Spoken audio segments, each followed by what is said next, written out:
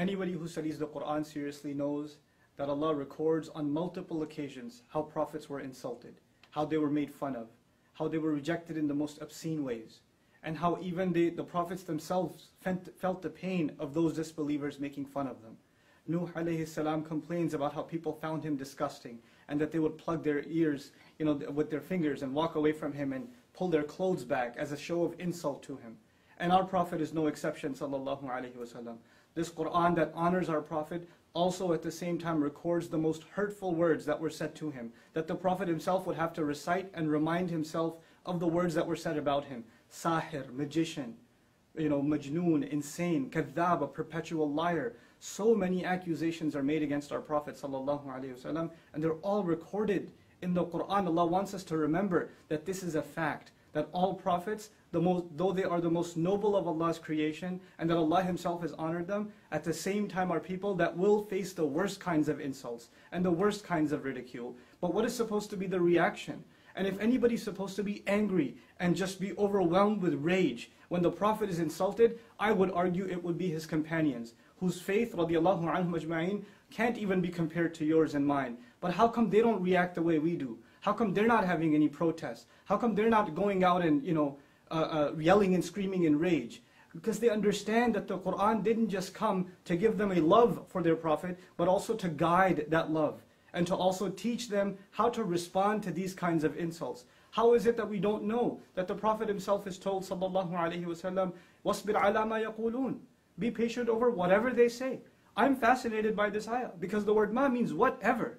Whatever they say. Not whatever they've said, whatever they might even come up with. And the mudari' form in the Arabic suggests what they may have said in the past, but the present and even the future till this day. The Prophet's policy is to be patient himself, sallallahu alaihi wasallam.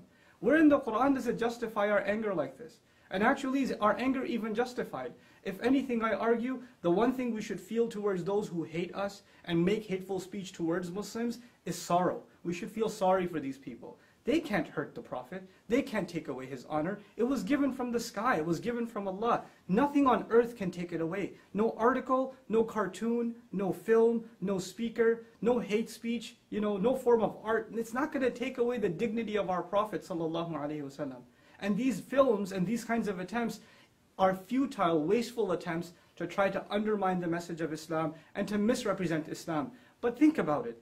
Us reacting in this emotional manner and engaging in senseless violence, is this not also misrepresenting Islam?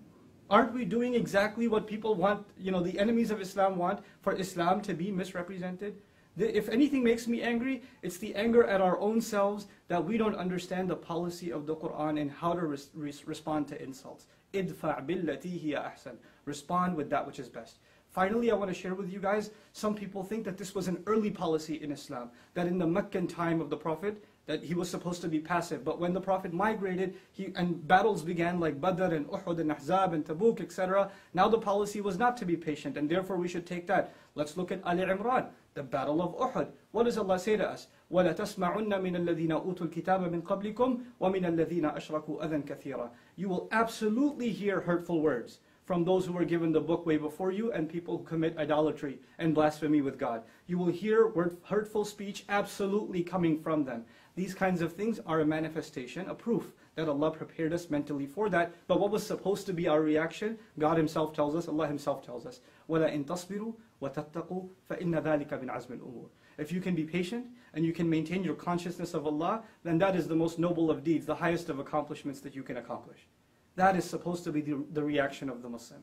This video was watched by 30 people? This loser and his cousins? Before we gave it support. We made it popular. We're the ones that are giving it more flame.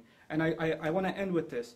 In school, bullies tease the kid that they know takes the teases and gets, he shows a reaction.